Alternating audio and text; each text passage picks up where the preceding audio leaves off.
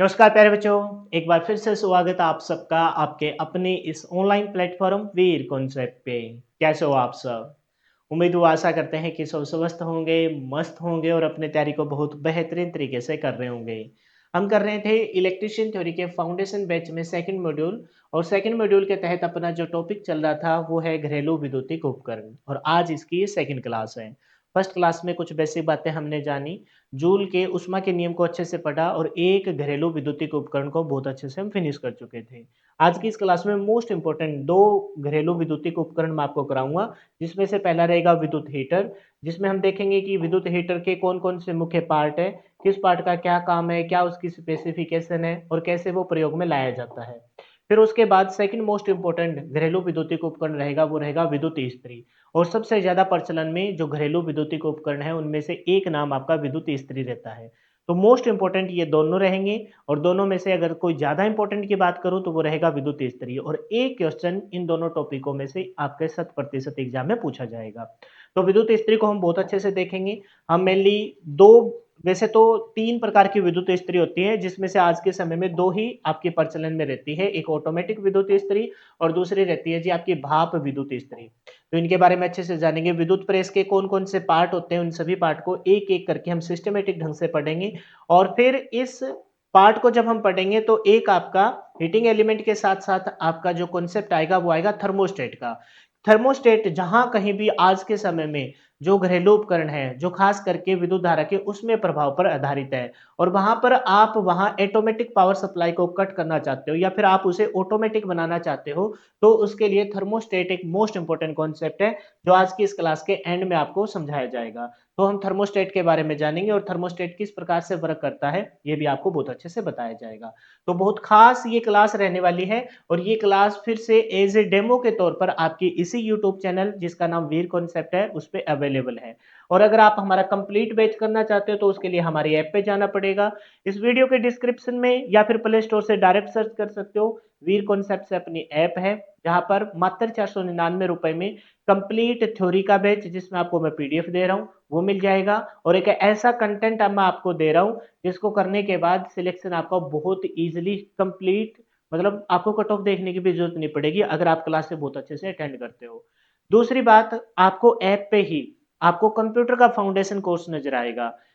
आपकी electrician theory के बाद सेकंड नंबर पर जिसका सबसे ज़्यादा वेटेज है वो है कंप्यूटर का। तो वो बैच भी हमने रन कर लिया है। वो बैच भी अभी एज़ ए प्रेज़ेंट टाइम में रनिंग में है। उसकी 5 से 6 क्लास मैं ऑलरेडी डाल चुका हूँ। तो उस बैच को भी आप अटेंड कर सकते हो जिसमें थ्योरी, इसमें यहाँ सिर्फ थ्योरी करवाई जा रही है। उस बैच में थ्योरी, थ्योरी के साथ एमसीक्यू और प्रीवियस ईयर के क्वेश्चन भी आपको कवर करवाए जाएँगे। तो वो भी आपके लिए बहुत खास रहने वाला है। 70 प्लस में 10 80 का कंप्लीट सिलेबस और एंड में चलकर हम इस पूरे सिलेबस को जब कवर कर लेंगे तो कुछ मैराथन क्लासेस में आपको मैथ और रीजनिंग के दूंगा जिसमें 80 प्लस 10 90 का और प्लस में 5 नंबर की हरियाणा जीके वो सबको आते हुए 95 नंबर का सिलेबस आपके गिरफ्त में होगा। सर 100 का क्यों नहीं बोल रहे? क्योंकि 5 नंबर में इंडिया जीके आएगी जिसमें से 1-2 क्वेश्चन तो बहुत ईजी होंगे जो आपको वैसे ही अटेंड हो जाएंगे। 2-3 क्वेश्चनों के लिए हम सारी जीके को नहीं खंगाल सकते। तो जो सिलेबस लिमिटेड सा है उसको अच्छे से कवर करो। 70 की थ्योरी को बहुत अच्छे से पढ़ो। फिर उसके बाद 10 का कंप्यूटर, अब उसको अच्छे से कवर कर लो। मैथ अपने बहुत आसान आएगा, 4-5 अर्थमेटिक के टॉपिक और एक सिर्फ एडवांस का ट्रिग्नोमेट्री के टॉपिक। 5 या 6 चैप्टरों में से आपके एक-एक क्वेश्चन आएँगे 5 नंबर का कंप्लीट। रीजनिंग का क्वेश्चन गलत नहीं होगा, बहुत आसान रीजनिंग आएगी। हरियाणा जीके सबको आती है क्योंकि एटलीस्ट आप सीईटी का पेपर देख के आए हो। तो 95 नंबर का सिलेबस आपकी गिरफ्त में है। अगर आप ईमानदारी से वर्क करते हो, मेरे साथ अच्छे से पढ़ते हो, लास्ट तक कंटिन्यूटी बना के पढ़ते हो और कहे अनुसार पढ़ते हो, तो 75 से 80 के स्कोर पर लाके आपको खड़ा कर दूँगा, बस आपको रेगुलरिटी बना के रखनी है। ठीक है?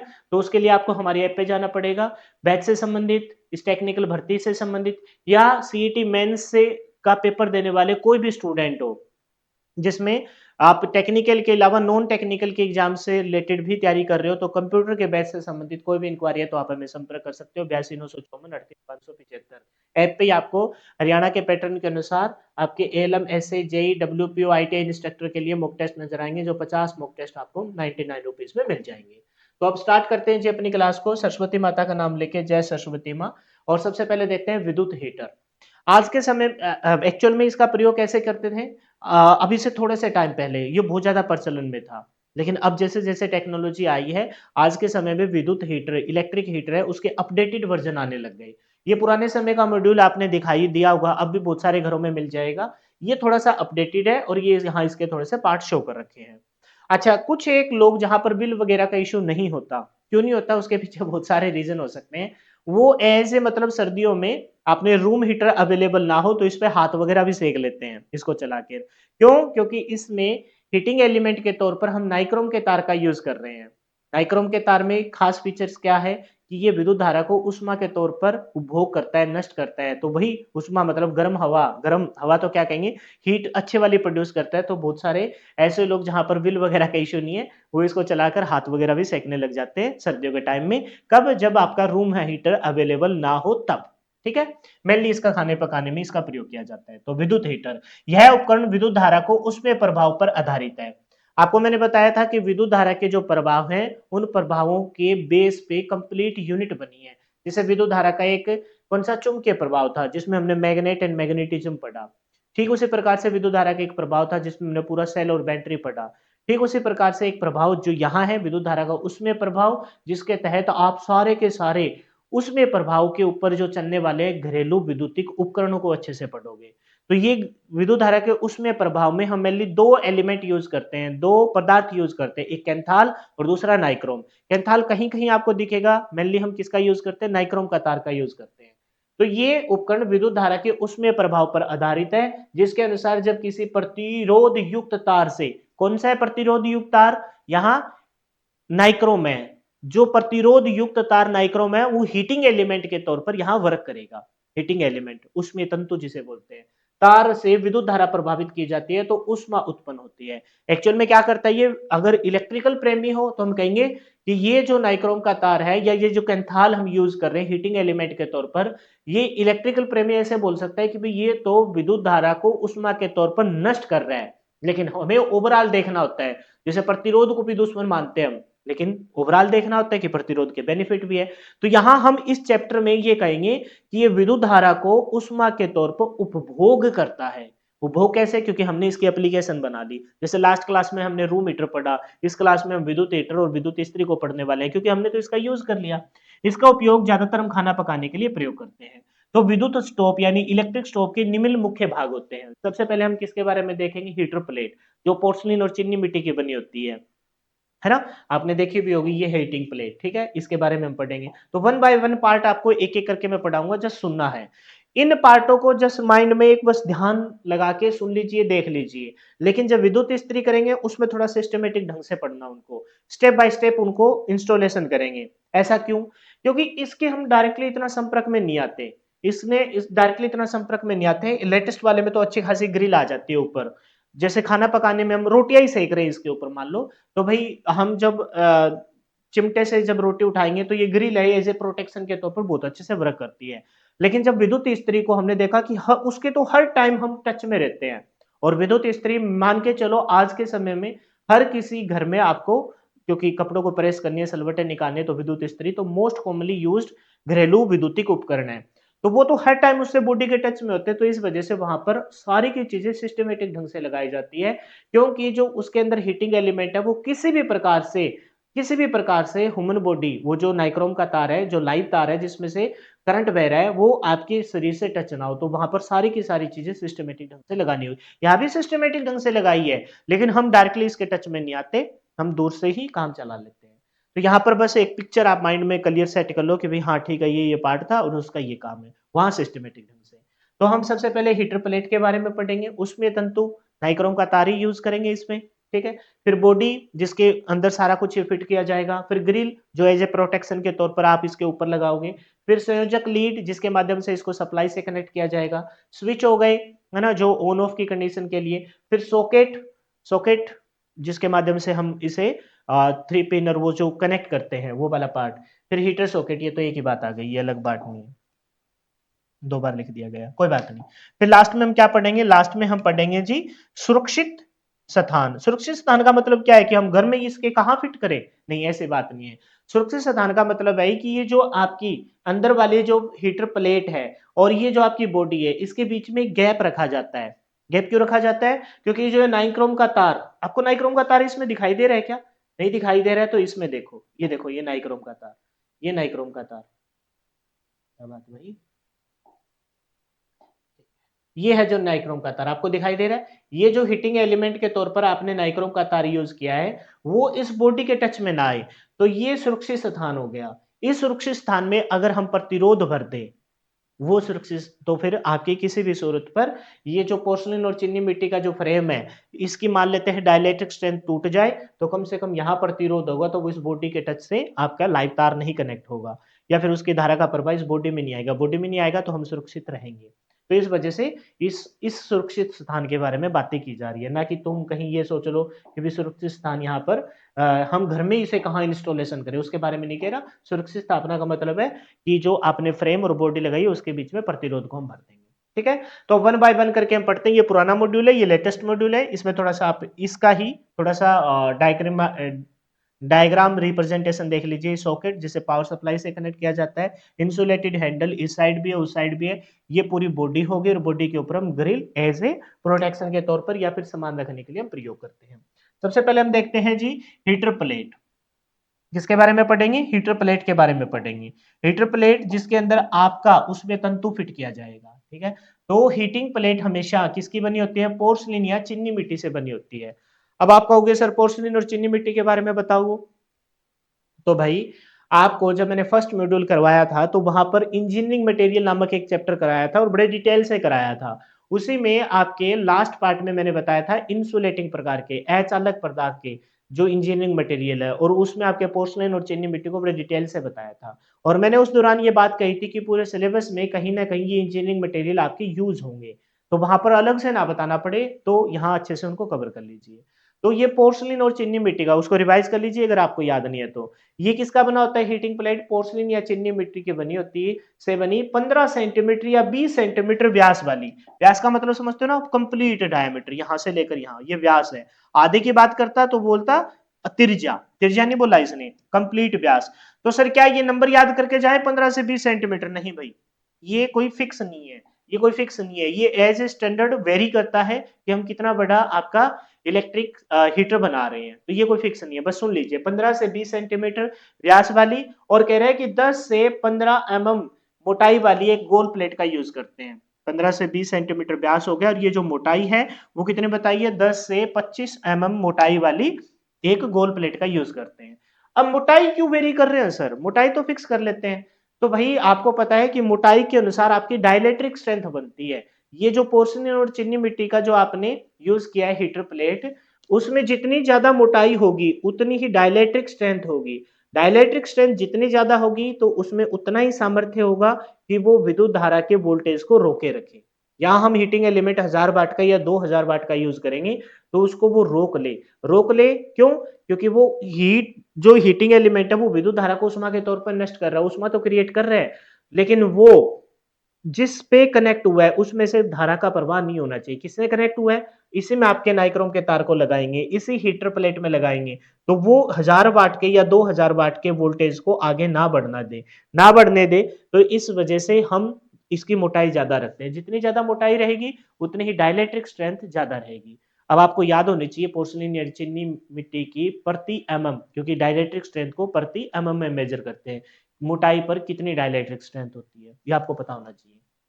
इस प्लेट में खांचे स्लॉट बने होते हैं। कौन से स्लॉट? ये है स्लॉट। यहां से स्टार्ट करते हैं, मान लेते हैं कोई वायर है, वो हमने बनाई, ये स्लॉट है, जहां जहां मैं पेन घुमा रहा हूं वो आपका स्लॉट है। ठीक है, स्लॉट बने होते हैं। इन्हीं स्लॉट में क्या बनाए जाते हैं? ग्रूव्स बनाए जाते हैं। इन्हीं स्लॉट में क्या बनाए जाते हैं? ग्रूव। यहां से स्टार्ट हुआ, यहां से कंप्लीट हो गया, यहाँ पर हम सॉकेट से उसे जोड़ देंगे। और विद्युत धारा के प्रवाह के लिए हमेशा सर्किट क्या होना चाहिए? क्लोज होना चाहिए, तभी विद्युत धारा का प्रवाह होगा, अदरवाइज नहीं होगा। अच्छा, अब मैं थोड़ा सा इसको जूम करके तुम्हें कुछ दिखाना चाहता हूँ। कह रहे हैं कि जिसमें ग्रूव्स बनाए जाते हैं, ये स्लॉट और इनमें क्या बनाए जाते हैं? ग्रूव्स बनाए जाते हैं। अब ग्रूव कौन से हैं? ग्रूव्स कौन से हैं उसके बारे में थोड़ा सा देखते हैं, ग्रूव्स कौन से हैं।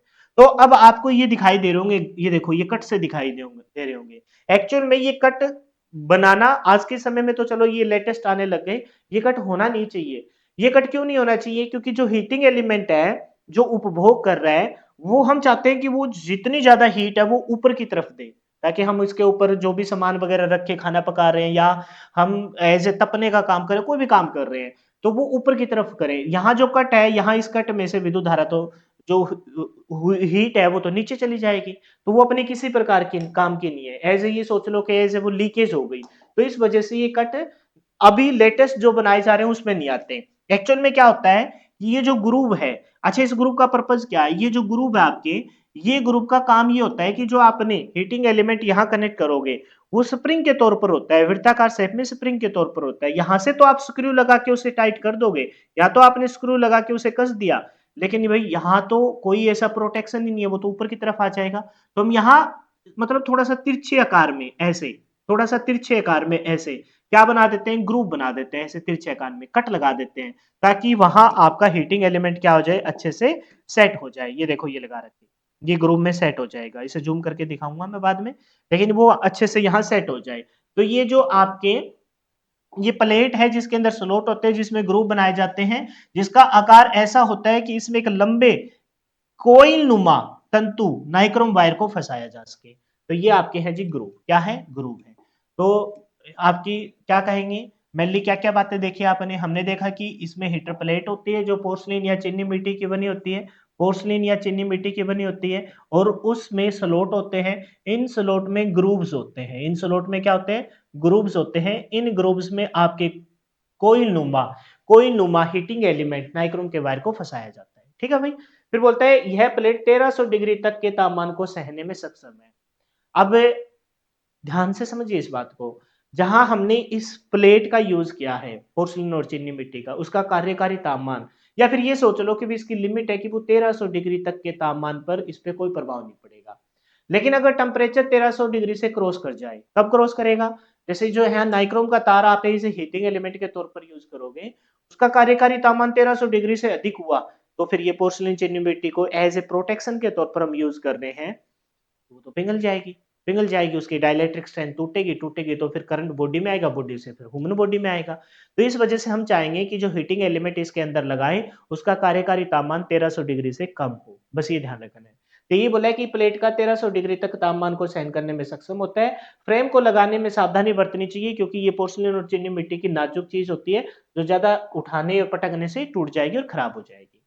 तो हीटिंग एलिमेंट के बारे में पढ़ते हैं, उसमें तंतु, हालांकि इसको बड़े डिटेल से लास्ट क्लास में मैं बता चुका हूं, लेकिन ओवरव्यू वहां मैंने दे दिया था। अब यहां अपने लिए एज ए इलेक्ट्रिक हीटर में क्या क्या फीचर्स होने चाहिए, उसमें से दो ही पॉइंट यहां लिखे हुए हैं। हीटिंग एलिमेंट, अधिकतम हीटिंग एलिमेंट नाइक्रोम, अधिकतम क्यों बोला है, क्योंकि आज के समय में कुछ एक हीटिंग एलिमेंट को हमने रिप्लेस कर दिया कैंथोल में। कैंथोल और हीटिंग एलिमेंट नाइक्रोम में बस इतना सा फर्क है, नाइक्रोम की डाइलेक्ट्रिक स्ट्रेंथ ऊंचा है, हालांकि उसका कार्यकारी तापमान और उसका गलनांक बिंदु नाइक्रोम से ज्यादा है, लेकिन डाइलेक्ट्रिक स्ट्रेंथ इसकी अच्छी है। तो कह रहे हैं कि अधिकतम हीटिंग एलिमेंट नाइक्रोम के बने होते हैं। सामान्यतः हीटर का एक हीटिंग एलिमेंट वृत्ताकार बनाया जाता है। किस शेप में बनाया जाता है जी, वृत्ताकार शेप में बनाया जाता है। आप देख लीजिए बाकायदा हीटिंग एलिमेंट को, आप देखोगे इस हीटिंग एलिमेंट में आपने जो शेप दे रखी है, ये वृत्ताकार शेप की जिक्र नहीं किया जा रहा, आप सिर्फ और सिर्फ हीटिंग एलिमेंट पे फोकस करो। उसकी शेप ऐसे छल्ला नुमा वृत्ताकार शेप बनाई जाती है। अगर थोड़ा सा साइंटिफिकली जाए अंदर तो उसके बहुत सारे रीजन है, लेकिन हमें सिर्फ इतना सा नहीं देखना, हमें बस ध्यान रखना है कि हीटिंग एलिमेंट हमने वृत्ताकार शेप में बनाया रखा है। यह नाइक्रोम के, अब बोला है ध्यान से सुनिए, कि यह नाइक्रोम के 26 या 28 स्टैंडर्ड वायर गेज। ये क्या है स्टैंडर्ड वायर गेज, तो आपको मैंने बताया था कि ये आपके क्या होता है, आपकी कोई चालक तार जो आपकी वृत्ताकार शेप में होता है, उसकी मोटाई नापने के लिए काम में लाया जाता है। जैसे ये जो वायर है, ये वृत्ताकार शेप में गोलाकार है, इसका क्रॉस सेक्शन एरिया है, तो इसकी मोटाई मापने के लिए हम किसका यूज करते हैं, वायर गेज का यूज करते हैं। छोटे और महीन तारों के व्यास को मापने के लिए हम वायर गेज का यूज करते हैं। इसमें दो wire gauge, American standard wire gauge और आपका स्टैंडर्ड वायर गेज, ये दो प्रकार के वायर गेज होते हैं जो ऑलमोस्ट मैच खाते हैं एक दूसरे से। तो इसमें खास बात यह है कि जैसे जैसे नंबर बढ़ेगा वैसे वैसे तार की मोटाई, तार का व्यास कम होता जाएगा। जैसे जैसे नंबर बढ़ेगा, देख लीजिए यहाँ, ये 20 स्टैंडर्ड वायर गेज है, ये 22 है, ये 24 है, ये आपका 26 है, तो ये मोटा तार होगा। ये 20 वाला है ना, जो 20 वाला, ये मोटा तार है, ये क्या कहेंगे, मोटा तार है, मोटा तार, व्यास ज्यादा। ऐसे मोटा तार को थोड़ा सा सही से लिखते हैं, इसका व्यास क्या मिलेगा, इसका व्यास ज्यादा मिलेगा। व्यास ज्यादा मतलब मोटाई ज्यादा है, इसका व्यास ज्यादा मिलेगा। जबकि जितना नंबर हमने बढ़ाया, जितना नंबर आपने बढ़ाया है, हम आ गए 26 स्टैंडर्ड वायर गेज पे, इसका मतलब इसका व्यास क्या है, इसका व्यास कम हो गया as compare to 20 standard wire gauge से। समझ गए इस बात को? अच्छा एक चीज और सुनिए, एक चीज और सुनिए, मैंने प्रतिरोध वाले चैप्टर में आपको बड़े अच्छे से बताया था, जितना मोटा तार उतनी ही वाट क्षमता उच्च, याद है ना, और उतना ही प्रतिरोध कम। क्यों बताया था ऐसा? क्योंकि हमने देखा था कि मोटा तार मतलब वाट क्षमता उच्च, मोटा तार वाट क्षमता उच्च, ज्यादा करंट का फ्लो होगा, ज्यादा करंट, खुली गड़ी है, चौड़ी सड़क है, तो ज्यादा लोग गुजर जाएंगे, ज्यादा वाट क्षमता जाएगी और प्रतिरोध डाउन हो जाएगा। तो ये क्यों बताया जा रहा है? क्योंकि मोटा तार है, इसका व्यास कम हो गया, इसका व्यास कम हो गया, व्यास कम है या ज्यादा है? इसका व्यास ज्यादा है, ज्यादा व्यास है यानी कि मोटा तार है तो ज्यादा वाट क्षमता, ज्यादा वाट क्षमता, ज्यादा वाट क्षमता। जैसे ही व्यास हमने छोटा कर दिया, जैसे ही हमने व्यास छोटा कर दिया, पतला तार कर दिया, तो कम वाट क्षमता, कम वाट क्षमता। और ये थोड़ा सा ये वाली बात वायर गेज वाली ऐसे ध्यान रखेंगे कि जितना छोटा नंबर उतना ही मोटा तार, जितना बड़ा नंबर उतना ही छोटा तार। ये काम की बात है, ये दोनों दो बातें हैं जिनको अलग अलग तरीके से मैंने बहुत अच्छे से बताया। मोटा नंबर, मोटा, जितना छोटा नंबर उतना ही मोटा तार, लेकिन जितना बड़ा नंबर उतना ही पतला तार। ये एक तो बात। दूसरी बात, प्रतिरोध वाले चैप्टर में हमने देखा है मोटा तार ज्यादा वाट क्षमता, मोटा तार जैसे मोटा आदमी ज्यादा वजन उठा सकता है, कुछ एक थूथुलों को छोड़कर। ठीक है, अब पढ़ लेते हैं। तो ये नाइक्रोम के 26 या 28 स्टैंडर्ड वायर गेज में तार का एक तार से बना एक कोईल नुमा तंतु होता है। याद करके जाना है नहीं, बस दो ही वैल्यू ध्यान रखनी है, पूरा ये टेबल थोड़ी ना देखनी है। तंतु बना होता है जिसकी लंबाई लगभग 50 से 60 सेंटीमीटर होती है। अब 50 से 60 सेंटीमीटर ये तो वेरी कर रही है सर। अरे तो भाई हमने देखा था ना, फ्रेम भी तो वेरी कर रहा था, प्लेट भी तो वेरी कर रही थी। हम कितना बड़ा इलेक्ट्रिक हीटर बनाना चाहते हैं, उतनी बड़ी आप अंदर वाली प्लेट लोगे तो उतने ज्यादा आपकी हीटिंग एलिमेंट लगेगा। 50 से 60 सेंटीमीटर होता है, और वैसे भी ये स्प्रिंग के तौर पर होता है, इसे खींच, ये टूट जाता है कभी कभार। हमारे पावर हाउस में वहां है जहां में मेरी ड्यूटी है, वहां पर हम यूज करते हैं, टूट जाता है, हम पेचकस से खींच के फिर इसको फिर से कनेक्ट कर देते हैं, कनेक्ट हो जाता है और चल जाता है। इसकी वोल्टेज 1000 वाट। आपने नाइक्रोम के तार को एज ए हीटिंग एलिमेंट के तौर पर रूम हीटर में पड़ा था, तो हमने रोड बनाई थी उसकी, है ना, और चीनी मिट्टी के ऊपर तार को लपेट के हमने रोड बना दी थी। तो वो भी कितने वाट की थी? 1000 वाट की। दो यूज कर रहे हैं तो 1000 वाट की। लेकिन नाइक्रोम का तार 1000 वाट या 2000 वाट क्षमता का अवेलेबल है। अब सुन लीजिए, दो ही वैल्यू ध्यान रखिए। 2000 वाट वाला है, 2000 वाट वाला अगर शक्ति वाला नाइक्रोम का तार है, तो उसके लिए कितने मोटा तार हम यूज करेंगे? तो हम कहेंगे 20 स्टैंडर्ड वायर गेज व्यास वाले तार को हम यूज करेंगे।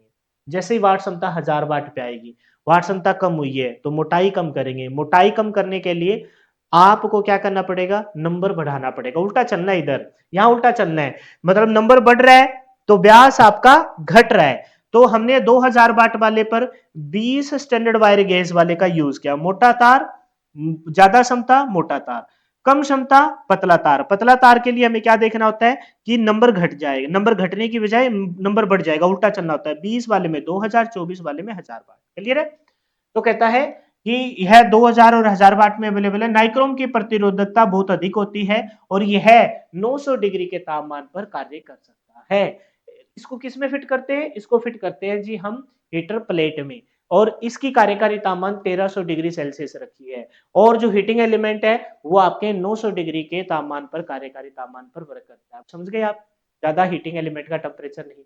आप कहोगे सर इसका तो कार्यकारी तापमान हमने अलग देखा था, देखा था, लेकिन इलेक्ट्रिक गीजर में 1000 वाट 2000 पर यही वैल्यू ध्यान रखनी है। अब 930 आ जाए पेपर में तो धक्का नहीं करना, 900 के आजू बाजू जो स्टेबल ऑप्शन है उसी को चूज करना है।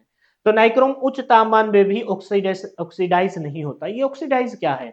याद करो पिछले चैप्टर में हमने ऑक्सीडेशन की प्रक्रिया को रोकने के लिए हमने सोल्डर के साथ फ्लक्स को मिलाया था। फ्लक्स क्या करता है? एक तो शुष्क नहीं होने देता, अच्छे से प्रभावित होने देता है, किसको? सोल्डर को। और वो उसकी ऑक्सीडेशन को भी लेयर नहीं जमने देता। ऑक्सीडेशन लेयर नहीं जमेगी तो इसका मतलब आपकी कंडक्टिविटी पे कोई प्रभाव नहीं पड़ेगा और धारा का प्रभाव अच्छे से होता रहेगा। ठीक उसी प्रकार से नाइक्रोम के तार में ऑक्सीडेशन नहीं होती, ऑक्सीडेशन नहीं होती, धारा का प्रभाव अच्छे से होता रहता है, यानी कि कंडक्टिविटी पे प्रभाव नहीं हुआ। जितनी ज्यादा धारा आएगी उतनी ही धारा यहाँ विद्युत धारा उष्मा के तौर पर उपभोग कर ली जाएगी, हीट प्रोड्यूस करेगा। समझ गए? तो ये नाइक्रोम के तार के अंदर कैंथाल की तुलना में एक तो यांत्रिक संचरण ज्यादा है, दूसरी बात ऑक्सीडेशन को नहीं होने देता। बस ये दो ही वैल्यू ध्यान रखनी है, 2000 वाट पर 20 स्टैंडर्ड वायर गेज का, और 1000 वाट पर आप 24 स्टैंडर्ड वायर गेज के वायर को यूज करेंगे। बॉडी तो बॉडी देखिए, हीटर प्लेट को रखने के लिए बॉडी की आवश्यकता होती है। जस्ट सुनना है अब कोई भी ऐसी चीज नहीं है तुमको मैं कहूँ कि यार ये तुम स्पेशली तुम याद करके जाना, कुछ ऐसी चीज नहीं है, जस्ट सुनते रहिए। सबसे पहले किसके बारे में बताया, बॉडी, बॉडी जो बाहर वाली है, ठीक है। हीटर प्लेट को रखने के लिए वो प्लेट है वो रखी तो जाएगी किसी में, तो बॉडी में रखी जाएगी। बॉडी की आवश्यकता होती है, यह गोल अथवा आयताकार आकृति की में लोहे की शीट से बनी होती है। ध्यान रखिए, मतलब मैक्सिमम टाइम हम किसका यूज करते हैं, गोल बॉडी का यूज करते हैं। कारण क्या है भाई, क्योंकि हमारे जो घरेलू उपकरण है, चाहे कुकर हो उसका भी पैंदा गोल है, तवा हो तो उसका भी पैंदा गोल है। आप समझ रहे हो ना, आपके टोपिया है जिसके अंदर चाय बनाने हैं उसका भी पैंदा गोल है। आपने लोटा देखा तो वो भी गोल है, और वैसे भी कहते हैं कि ये तो गोल लोटे की तरह है भाई, जहां मर्जी आए वहां, है ना, रुक जाता है। तो यही है कि ये आयताकार बनाएंगे, इस शेप में बना दिया, आयताकार, आयताकार बना दिया, वर्गाकार बना दिया। तो यहां पर हमने अपना क्या रखा, हमने अपना तवा रखा जिसके ऊपर आप रोटियां सेक रहे हो। तो भाई ये उष्मा यहां से खराब होगी, इसका क्या फायदा हुआ, इस वजह से मैक्सिमम जो अपने घरेलू उपकरण है वो आपके किस शेप में होते हैं, आयताकार शेप में ही होते हैं। इस वजह से इसको किस शेप में बनाया, बॉडी को किस शेप में बनाना चाहिए, बॉडी को हमेशा बनाना चाहिए आयताकार शेप में। किस शेप में बनाना चाहिए, आयताकार। तो मैक्सिमम बॉडी किस शेप में बनी होती है, आयताकार शेप में ही बनी होती है। कहीं कहीं आपको दिखाई दे तो आप बोल सकते हो, धक्का नहीं करना, आयताकार या वर्गाकार शेप में हो सकती है। बॉडी पर या तो पेंट किया जाता है, डिजाइन वगैरह बनाया जाता है, या फिर इलेक्ट्रोप्लेटिंग की से निकिल अथवा क्रोमियम की परत चढ़ा दी जाती है। अब मैंने क्या बताया था, लास्ट टाइम भी हमने देखा था, रिफ्लेक्टर पे हम क्रोमियम की परत चढ़ा रहे हैं, क्यों, क्योंकि भाई वो उष्मा को एक तरफ प्रसारित होने देता है। तो यहाँ पर जो बॉडी है, यहाँ हीटिंग एलिमेंट ने जो उष्मा क्रिएट की है, नीचे तो आपकी भूमि होगी, कवर हो गया, तो वो हीटिंग एलिमेंट को अपने अंदर उस उष्मा को अपने अंदर नहीं ऑब्जर्व करेगी, उसको रिफ्लेक्ट कर देगी, जाने देगी, जाने देगी, जाने देगी, और ज्यादा उष्मा पर इस पे कोई बॉडी पर प्रभाव ना पड़ेगा। इस वजह से हम क्या कहते हैं कि इस पे निकल या क्रोमियम की परत चढ़ा दी जाती है, और इसमें हीटर, प्लेट, हैंडल, सॉकेट आदि को लगा दिया जाता है, ये बॉडी में सारे लगाए जाते हैं। दूसरा है जी ग्रिल, स्टोव के ऊपर रखा जाने वाला बर्तन उष्मक तंतु से पृथक रहे, अलग रहे, ठीक है, इसलिए हीटर प्लेट के ऊपर लोहे के तार से बनी निकिल या क्रोमियम आलिपित जाली के कब्जे के द्वारा संयोजित कर दी जाती है। आपने देखा भी होगा डायग्राम, ये देखो फर्स्ट वाले डायग्राम में हमने क्या दिखाया है, इसके ऊपर आपकी क्या लगा दी जाती है, ग्रिल लगा दी जाती है, ग्रिल लगा दी जाती है निकिल और क्रोमियम की। निकिल और क्रोमियम के फीचर्स आपको पता ही है। इसका मेन बेनिफिट क्या है कि भाई जो हीटिंग एलिमेंट नाइक्रोम का तार है, जो जिसमें से लाइव धारा बह रही है, वो आपके ह्यूमन बॉडी के साथ टच में ना आए, इस वजह से ग्रिल को एज ए प्रोटेक्शन कवर के तौर पर हम प्रयोग करते हैं। तो निकिल क्रोमियम आलिपित जाली के कब्जे के द्वारा संयोजित कर दी जाती है, इस जाली को ग्रिल कहते हैं, जो हीटर प्लेट की सफाई अथवा तंतु के परिवर्तन करते समय खोल के, मतलब अंदर तंतु है, सफाई करनी है, सॉकेट वगैरह सारा कुछ हमने कनेक्शन वगैरह काटा, मेन स्विच से निकाल के बाहर खोल के साफ करना है, तो सबसे पहले हम इस ग्रिल को ही हटाएंगे, फिर हीटिंग एलिमेंट को, ठीक है। सुरक्षा की दृष्टि से इसे अर्थ किया जाना बहुत ज्यादा जरूरी है। संयोजक लीड, उष्मक तंतु के सिरों से नंगे एवं मोटे तांबे के तार, संयोजक तंतु, संयोजक लीड, जिसमें नाइक्रोम का तार है, आगे नाइक्रोम का तार है। अब दिखाओ ना सर संयोजक तंतु का है, तो आप देखो दो जगह संयोजक तंतु आपको नजर आएंगे साफ साफ। ये जो यहाँ अपने ये नाइक्रोम का तार नजर आ रहा है, तो यहां से यहां तक जो आपकी यूज किए गए हैं, वो क्या यूज किए गए हैं, वो आपके संयोजक तंतु है। संयोजक तंतु बेस्ट कौन है, बेस्ट है जी आपका क्या, बेस्ट हम कहेंगे सिल्वर। लेकिन सिल्वर चांदी का तो यूज नहीं कर सकते, हम तो चाहते हैं 400 450 में तो आपका ये पुराने वाला आ ही जाए, तो वहां चांदी लगा देंगे, नहीं, हम किसका यूज करेंगे, कॉपर, तांबे का यूज किया जाएगा। चांदी के बाद सेकंड नंबर पे इसकी सबसे ज्यादा अच्छी ता लगता है। उसमें तंतु के सिरों से नंगे व मोटे तांबे के तार सॉकेट पर संयोजित किए जाते हैं, सॉकेट के साथ। इन तारों पर चीनी मिट्टी की कवर करने भी है, इसके ऊपर कवर करनी है, बिट्स चढ़ानी है, क्यों चढ़ाते हैं, ताकि वो बॉडी से टच में ना आए। फिर कहता है कि इन तारों पर चीनी मिट्टी से बनी बिट्स चढ़ाकर इन्हें अचालक आवरण युक्त बना दिया जाता है। क्लियर है, बहुत बढ़िया। फिर कहता है जी स्विच, सॉकेट पे सॉकेट व संयोजक लीड के श्रेणी क्रम में 5 एम्पियर 10 एम्पियर या 250 वोल्ट एसपी स्विच लगाया जाता है। ये स्विच को मैं जब स्विच कराऊंगा ना, तो उसमें से एक स्विच आपका एसपी स्विच कराऊंगा। बस तुम यहाँ नाम याद मत रखना स्विच का, बस याद रखना कि एक स्विच यूज, पता ही है स्विच तो होगा ही ऑन ऑफ करने के लिए, जिसमें विद्युत स्टोव को ऑन ऑफ किया जाता है, ठीक है। करंट का पता लग गया, 10 5 एम्पियर 10 एम्पियर 240 वाट 230 240 250 वाट तक का।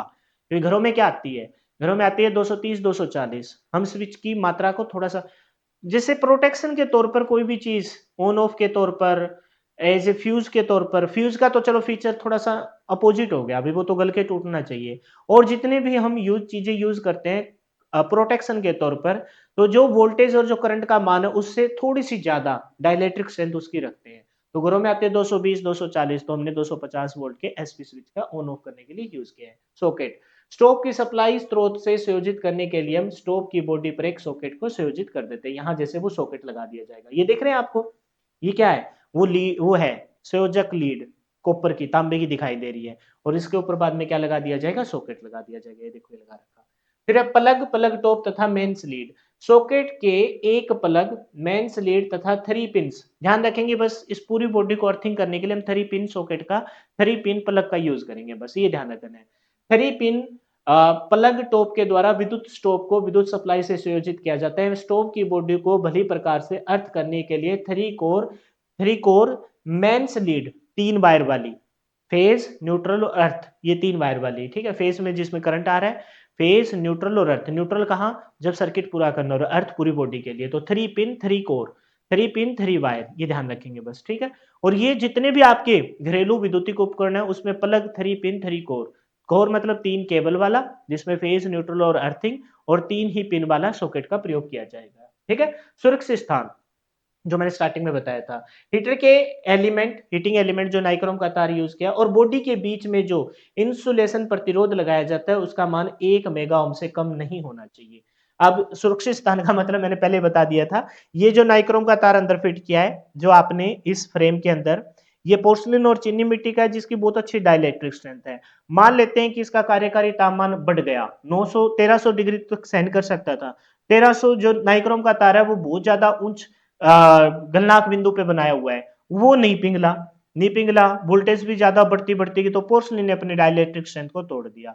तो इस बॉडी के टच में विद्युत आपका लाइव करंट आएगा, इस बॉडी के साथ में अगर लाइव करंट आएगा तो फिर तो अपने लिए नुकसानदायक है। हालांकि बाहर की तरफ भी हमने इंसुलेटिंग हैंडल लगा रखे हैं, बाहर भी हमने इंसुलेटिंग हैंडल लगा रखे हैं, ये भी एक लास्ट प्रोटेक्शन है, ये भी एक लास्ट प्रोटेक्शन है, लेकिन फिर भी अंदरूनी प्रोटेक्शन तो मायने रखती है। तो हमने क्या किया, ये जो आपकी फ्रेम है और ये जो आपकी बॉडी है इसके बीच में आपने प्रतिरोध भरा, और वो प्रतिरोध भी कितने मान का, एक एक मेगा ओम, 1 मेगा ओम, अब समझ सकते हो, 1 मेगा ओम का प्रतिरोध, इसके कम से कम मतलब 1 मेगा ओम से कम नहीं होना चाहिए। तो अब कोई चांसेस नहीं रहेगा कि भाई आपके बॉडी में करंट आए। करंट कैसे आता है, करंट आता है ऊपर वाली ग्रिल अगर टूट जाए, रिप्लेसमेंट नहीं ना की जाए, या फिर कोई लापरवाही बरती जाए, उस ग्रिल के माध्यम से आप इस हीटिंग एलिमेंट को टच करना चाहो तो आपको करंट आएगा। जानबूझ के कोई मरना चाहता है उसे कौन रोक सकता है फिर भाई, ठीक है। तो 1 मेगा ओम तक रखा जाता है। ये था आपका इलेक्ट्रिक हीटर, अच्छा था, खास था। और ध्यान रखिए ये आपका इलेक्ट्रिक हीटर और दूसरा आपकी इलेक्ट्रिक है ना आयरन, इन दोनों में से एक क्वेश्चन आपका आएगा, तो इनको अच्छे से पढ़ लेते हैं। तो चलो स्टार्ट करते हैं जी। विद्युत इस्त्री, इलेक्ट्रिक आयरन, सबसे ज्यादा प्रयोग में होने वाली, और ये सोच लीजिए कि घरेलू स्तर पर और व्यापारिक स्तर पर भी, क्योंकि बहुत सारे जो लोग आपने देखे हुए शहर में जिनके पास टाइम का अभाव होता है, तो वो क्या करते हैं अपने कपड़े वगैरह कि महंगे महंगे पोशाक पहनते हैं, घर पे करेंगे तो हो सकता है कि झगड़ा हो जाए, फिर झगड़ा क्यों होगा सर वे भी ने गुस्से में अच्छे वाली पोशाक को खराब कर दिया तो फिर झगड़ा तो हो जाता। तो कभी कभार तो स्त्री पर, विद्युत स्त्री पर स्त्री की पुरुष से लड़ाई हो जाती, विद्युत स्त्री पर स्त्री की पुरुष से लड़ाई हो जाती है, ठीक है। तो कहता है कि तो वहां पर बाहर से कपड़े प्रेस वगैरह करा के लेके आते हैं, तो एक व्यापारिक स्तर पे भी प्रयोग होती है। घरेलू तथा व्यापारिक स्तर पर सर्वाधिक प्रयोग किए जाने वाली विद्युतिक उपकरण विद्युत इस्त्री है, विद्युत प्रेस है। विद्युत इस्त्री पहला ऐसा घरेलू उपकरण होगा जिसे व्यक्ति को सर्वप्रथम सर्विसिंग करने को कहा जाता है, सबसे पहले प्रयोग में भी लाया जाता है और सबसे पहले इसी को मरम्मत रख रखाव की जरूरत होती है। विद्युत इस्त्री, विद्युत एक ही लिख दिया इस्त्री, ठीक है, कर देंगे बाद में सही। विद्युत इस्त्री एक हीटिंग युक्ति है, विद्युत इस्त्री क्या है, एक हीटिंग युक्ति है। हीटिंग युक्ति का मतलब समझते हो ना, वही उसमें प्रभाव पर काम करती है। इसके तल की सतह पर एक चपटी और चिकनी प्लेट लगी होती है, तल की सतह पर चपटी और चिकनी प्लेट लगी होती है, तल की सतह पर चपटी और चिकनी प्लेट लगी होती है। कहाँ दिखाएं, तल की सतह पर चपटी और चिकनी प्लेट, कोई बात नहीं, देखी तो होगी तुम, यहाँ देख लो। इसकी तल पे सतह पर चपटी और चिकनी प्लेट है। चिकनी की होती है क्या कि भाई बहुत आसानी से हम अपने हाथ से बहुत अच्छे से मूव कर सकें, ठीक है? तो चपटी और चिकनी प्लेट होती है जो विद्युत से गर्म होती है ना? जो इसके अंदर भी नाइक्रोम का तार यूज़ किया जाएगा और इससे कपड़ों की सलवटें निकाली जाती है, सबको पता है ये। सामान्यतः घरेलू उपयोग के लिए 350 वाट या साढ़े 700 वाट, 350 या 750। हमने हीटिंग एलिमेंट के तौर पर रूम हीटर में 1000 वाट, हजार वाट की 2 रोड भी लगा सकते थे। आपने भी देखा इलेक्ट्रिक हीटर में आपने 1000 वाट या 2000 वाट, 20 standard wire gauge, 24 standard wire gauge पे यूज़ किए। तो आपकी विद्युत इस्त्री 350 या 750 वाट पर ऑपरेट होती है और वज़न कितना होता है 1 किलोग्राम, डेढ़, 2, ज़्यादा जो कोयले वाली होती थी पुराने समय में उसमें तो 5-5 किलो का हैवी होती थी, ताकि सलवटें बहुत आसानी से निकल जाए। गर्म हो जाए तो लंबे समय तक गर्म रहे। जो चीज़ देरी से गर्म होती है उतनी देरी से ठंडी होगी। जो चीज़ ज्ञान आपको धीरे-धीरे अगर सेट किया है, वो धीरे-धीरे माइंड से निकलेगा। तभी मैं कहता हूँ विश्वास रखो गलत नहीं होगा कुछ भी आपके साथ। तो धीरे-धीरे तुमको स्टेप बाय स्टेप करके आगे बढ़ाया जा रहा है। और कुछ एक बच्चे जो चिंता करते हैं, जैसे मेरे पास पर्सनली भी कमेंट आते रहते हैं, टेंशन ना लो तुम, सिलेबस की चिंता ना करो तुम, सब कुछ ऐसे सोच लो। अगर मैं एक ही दिन में, जैसे मैं किसी की बुराई नहीं करना चाहता, लेकिन एक ही दिन में अगर सारा कुछ थोपना हो 3-3 4-4 घंटों में, कभी कर देंगे पूरा। लेकिन सिस्टमैटिक डे, हमको पता है पेपर का ओवरऑल शेड्यूल कहाँ और कब तक है। रिवीजन के लिए ना 4 बार सिलेबस को रिवीजन कर जाओगे, इतना टाइम होगा तुम्हारे पास। टेंशन ना लो तुम, बस पढ़ते रहो। तो कहता है कि यह तुलनात्मक रूप से सबसे सस्ता विद्युत उपकरण माना जाता है, जो विभिन्न आकार प्रकार में उपलब्ध होता है, परंतु सभी का एक ही सिद्धांत रहता है। अब देखते हैं सबसे पहले कि विद्युत इस्त्री के प्रकार क्या है। 3 प्रकार देखते हैं, लेकिन आज के समय में 2 ही प्रकार प्रचलन में है। तो गियर स्वचालित विद्युत, मतलब जो ऑटोमेटिक नहीं है, नॉन ऑटोमेटिक, है ना? Electric iron. दूसरी है ऑटोमेटिक इलेक्ट्रिक आयरन और तीसरी है भाप स्टीम आयरन। तो नॉन ऑटोमेटिक तो खत्म ही हो गई है। आज के समय में सबके ऊपर है ना, आपने देखा हुआ ऑटोमेटिक सिस्टम आता है। तो ऑटोमेटिक इस्त्री बड़ी तेजी से नॉन ऑटोमेटिक इस्त्री की जगह ले चुकी है। तो ये आपकी कौन सी थी? ये आपकी नॉन ऑटोमेटिक थी, यहीं से सप्लाई ऑन ऑफ करनी पड़ती थी। ये तो जुगाड़ लगाया हुआ था, ये तो बस चल गई तो चल गई, बाद में मेन स्विच को ही ऑफ करना है। ये आज के समय में ऑटोमेटिक आ गई और इसी का अपडेटेड वर्जन, जिसमें हम किसका यूज करते हैं, भाप इस्त्री। पानी का टैंक वगैरह होता है इसमें, इतना बड़ा टैंक नहीं होता कि तुम गोता लगा जाओ। इतना सा पानी होता है कि वो पानी उस हीटिंग एलिमेंट जो आप नाइक्रोम का तार यूज़ करेगा वो हीट प्रोड्यूस करेगा। ज़्यादातर 99.9% तो हीट नीचे की तरफ आएगी, कुछ एक हीट ऊपर भी आएगी, क्योंकि नाइक्रोम का तार है तो वहाँ पानी है ऊपर, पानी का एक छोटा-सा टैंक बना रखा है। इसमें बहुत ही कम मात्रा में मिलीलीटर में पानी आता है, वो पानी अब स्टीम बनेगा, उबलना स्टार्ट होगा, स्टीम 100 डिग्री के टेम्परेचर को भी क्रॉस करके फिर वो भाप बनेगी और भाप के निकलने के लिए छोटे-छोटे होल बनाए जाते हैं, उसके माध्यम से कपड़ों को गीला करेंगे। पानी के तौर पर, मतलब पानी स्टीम उसमें नमी तो होती है नहीं, गीला करेंगे तो सलवटें आसानी से निकल जाएगी। तो आज के समय में ये बहुत ज़्यादा प्रचलन में फिलिप्स कंपनी की आपको दिखाई भी दे रही होगी। तो ये नॉन ऑटोमेटिक, ऑटोमेटिक और ये आपकी स्टीम से, ऑटोमेटिक प्लस में स्टीम, ऑटोमेटिक प्लस में स्टीम है ये, ठीक है? ये यूज़ की जाती है। तो हम 2 के बारे में पढ़ते हैं, ऑटोमेटिक और स्टीम वाली। अब यहाँ पहले इन दोनों को बता दिया गया है, टेंशन नहीं लेनी। आप कहोगे पार्ट कब कराएँगे? अभी कराएँगे। ये दोनों को बता के फिर उसके बाद हमें पार्ट को ही पढ़ना है और पार्ट को अच्छे से पढ़ने के बाद फिर मैं आपको थर्मोस्टेट के बारे में अच्छे से बताऊँगा। ठीक है? तो पहले इन दोनों को पढ़ लेते हैं कि ऑटोमेटिक और नॉन ऑटोमेटिक में क्या है। ऑटोमेटिक विद्युत प्रेस का वजन साधारणतः विद्युत प्रेस की अपेक्षा कम होता है। ऑटोमेटिक का कम रहता है। क्यों कम रहता है?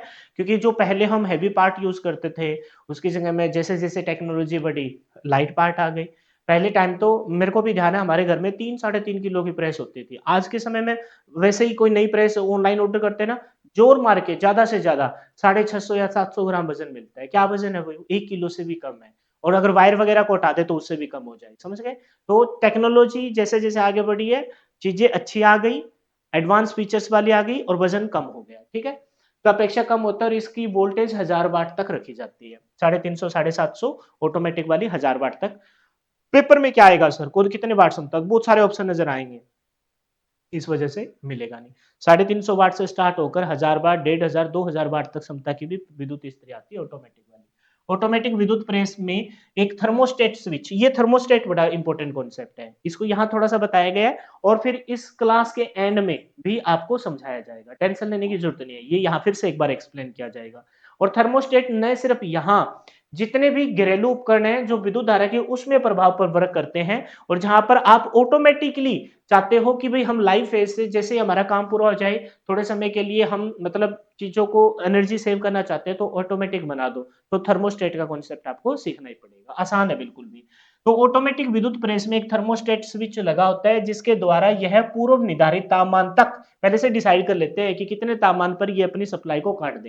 तापमान तक गर्म हो जाने के बाद स्वतः खुद ही, क्योंकि ऑटोमेटिक है, ऑफ हो जाता है और कुछ ठंडी हो जाने पर स्विच से ही ऑन हो जाता है।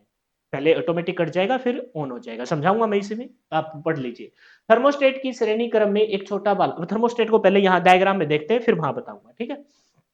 देखो ये है जी आपका 13A plug top, three pin आपने प्लग के बारे में बताया ना, थ्री पिन, और थ्री ही क्या होने चाहिए, केबल, थ्री कोर केबल। तो तीन पिन कौन कौन होने चाहिए, फेज, न्यूट्रल और अर्थ, ये तीन होने चाहिए, फेज, न्यूट्रल और अर्थ। तो यहां बताया गया है कि ये आपकी ग्राउंड, ये आपकी फेज, और ये आपका न्यूट्रल, यानी कि जिसे आप न्यूट्रल करना चाहते हो, ठीक है। अब सुनिए, ये आपका थर्मोस्टेट है, इसका कॉन्सेप्ट समझा रहा हूं बस, यहां मैंने एक्सप्लेन नहीं कर रखा, ना ही इसकी एक्सप्लेनेशन आएगी, लेकिन पढ़ रहे हो तो कुछ सिखाई दो तुमको, देख लीजिए एक बार। हमने क्या किया, लाइव तार से इसको जोड़ा, यहां पर हमने लगाया थर्मल फ्यूज। सबसे पहले फ्यूज को देखो, इस फ्यूज के बारे में मोटा मोटा तो तुमको बता रखा ही है, फ्यूज क्या करता है ना, एक सुरक्षा युक्ति के तौर पर हम प्रयोग करते हैं, डिटेल से भी कभी चैप्टर में आएंगे, उपकरण के तौर पर है ना, सहायक सामग्री पढ़ाएंगे तब आपको फ्यूज से अच्छे से बताएंगे। होगा क्या कि मान के चलो पीछे से बहुत ज्यादा वोल्टेज आ गई, बहुत ज्यादा धारा का मान आ गया, हम अपनी विद्युत स्त्री को यूज कर रहे हैं 350, 700, 800 वाट इतनी क्षमता पर, बहुत ज्यादा करंट आ रहा है, बहुत ज्यादा वोल्टेज आ रही है, वाट क्षमता उच्च हो गई, तो अपने इस विद्युतिक उपकरण की सुरक्षा के लिए हम इसमें क्या लगा देते हैं, थर्मल फ्यूज लगा देते हैं, जो ज्यादा करंट होने से आपकी विद्युतिक उपकरण को सुरक्षा करेगा, ठीक है, सुरक्षित करेगा। तो ये फेज आके आपकी ये यहाँ कनेक्ट हो गया, इसके अंदर क्या है आपका हीटिंग एलिमेंट है, नाइक्रोम का तार हम यूज करते हैं हीटिंग एलिमेंट, तो यहाँ आके कनेक्ट हो गया। अब सुनो मेरी बात को ध्यान से। अच्छा, सबसे पहले सुरक्षा के उपकरण से इसने आपने ये ग्रीन दिखाई दे रही है, ग्रीन कलर हमेशा किसका होता है, ग्राउंड का, इस पूरी बॉडी को देखो ग्राउंडेड कर रखा है, ये देखो ग्राउंड हो गई, ठीक है, थ्री पिन प्लग से। अब देखो जैसे ये हीटिंग एलिमेंट गर्म होगा, गर्म हो गया, गर्म हो गया, गर्म हो गया, गर्म होने के बाद सर्किट तो पूरा करना ही है, सर्किट पूरा कब होगा, जब क्लोज सर्किट हो। तो अब इसको दे दिया हमने एक थर्मोस्टेट को।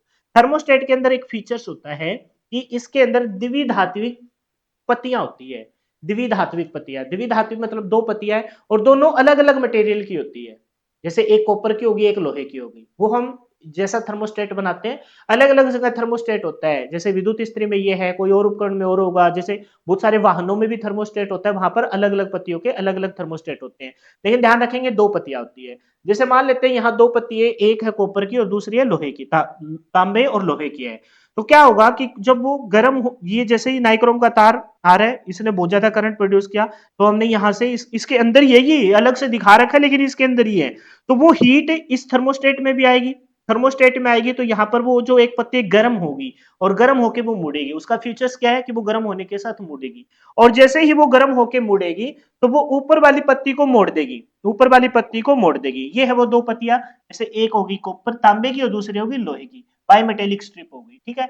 जैसे ये गर्म होगी, गर्म होने के बाद ये नीचे वाली पत्ती मुड़ेगी हीट की वजह से, तो ये ऊपर वाली पत्ती को भी अपने साथ उठाएगी, ऊपर की तरफ उठाएगी, इनका फीचर्स कुछ ऐसा बना रखा ऊपर, तो ये कॉन्टेक्ट हट जाएगा। अब आते हैं उसी में वापिस, और ये सारा के सारा इस विद्युत स्त्री के अंदर है, तुम ये मत सोचना कि अलग से दिखा रखा है, ये तो भाई थोड़ा सा बुकिश तौर पर हमने डायग्रामिकली ड्रोमेटिकली रिप्रेजेंटेशन दे रखी है, ठीक है। गर्म हो गया, गर्म हो गया, गर्म हो गया, गर्म होने के बाद यहाँ पर स्ट्रिप हुई, तो अब ये गर्म होगी। अब सुनो मेरी बात को, जैसे ये ऑन होगी, ऑन होगी, सर्किट कंप्लीट है, गर्म हो रही है ये, अब तक तो ऑन है, ऑन है, ऑन है, ऑन है, और यहाँ पर है जी इंडिकेटर, तो इंडिकेटर ऑन हो जाएगा। जैसे ऑन है तो इंडिकेटर ऑन ही होगा, इस कंडीशन में तो गर्म हो रही है, ये इंडिकेटर ऑन हो गया। सर्किट पूरा देखो कैसे हुआ, यहां से हम चले, यहां से हम चले, ये देखो इसके माध्यम से अंदर, इस पे मत जाओ तुम, यहां से जाओ तुम, ये चले चले चले चले चले चले, ये चले, ऑन हो गया, सर्किट कंप्लीट, ये आ गए, ये आ गए, ये आ गए, ये आ गए, ठीक है। अब आप कहोगे सर ये वाला जो है, ये तो यहां से नहीं, आप लाइव से आओ, लाइव से आप न्यूट्रल की तरफ जाओ, ब्लू कलर का दिखाई दे रहा है तुमको, ब्लू कलर का, ये देखो ब्लू कलर का। अब ब्लू कलर वाले में हमने फिर से देखा, ये जो थर्मोस्टेट है ये यहां से कनेक्ट हो गया और ये सर्किट कंप्लीट। अब मैं एक बार फिर से पेन घुमा रहा हूं और तुम देखना सर्किट कैसे कंप्लीट हो रहा है, यहां से चले हम, यहां से चले, थर्मोस्टेट, ये इसका काम। लेकिन हम इंडिकेटर को छोड़ दो एक बार साइड में, इंडिकेटर वाले पार्ट को छोड़ दो, इतना सा पार्ट एक बार फिर से देखिए, इंडिकेटर वाले पार्ट को छोड़ो, तुम एक बार सर्किट पूरा करके देखो,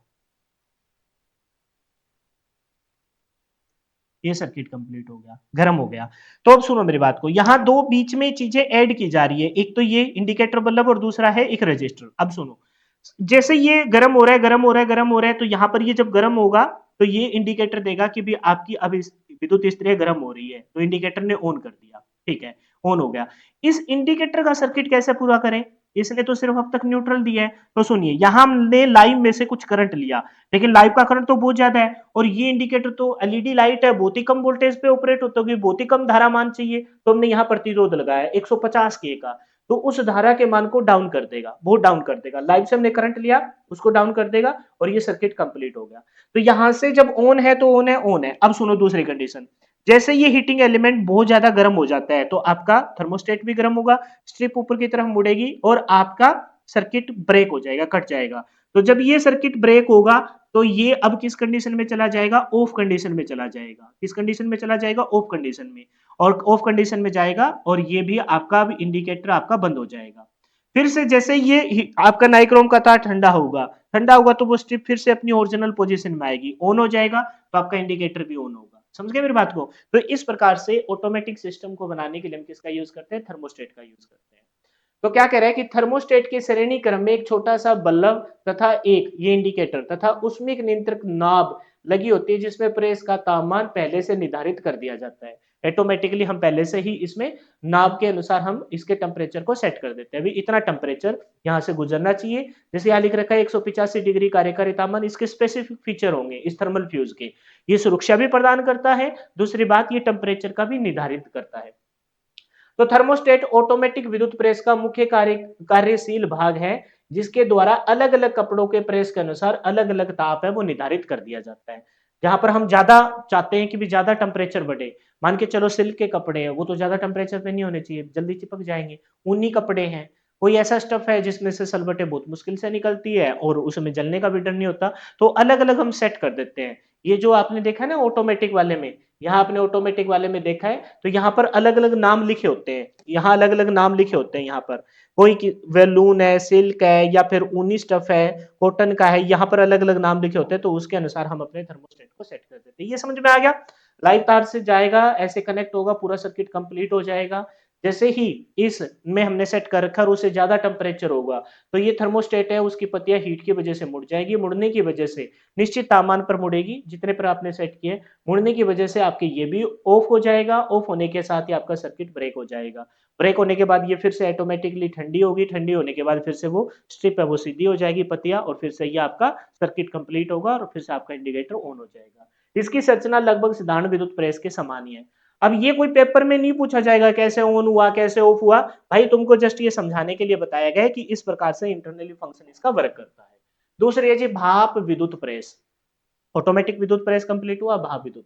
इस प्रेस का प्रयोग कपड़ों में पानी अथवा भाप देने के लिए किया जाता है, पानी के साथ भाप देने के लिए किया जाता है। इस विद्युत प्रेस का शेष भाग ऑटोमेटिक विद्युत प्रेस की भांति ही होता है, लेकिन यहाँ भाप उत्पन्न करने के लिए इस प्रेस में दो विधियां, पहली है बॉयलर, बॉयलर मतलब बॉईल करना, उबालना, या फिर फ्लैश, फ्लैश मतलब छिड़कना, छिड़कना। कुछ एक में ऐसे बटन आते हैं कि वो फ्लैश पानी को छिड़क देते हैं और कुछ में बॉईल करते हैं। यहाँ बॉईल वाली एक्सप्लेन करके, फ्लैश वाले में तो बटन दबाना है, तो थोड़ा हल्का फुल्का वो पानी को वो बुछारे मारेगी, ठीक है, साथ साथ बुछार करती रहेगी।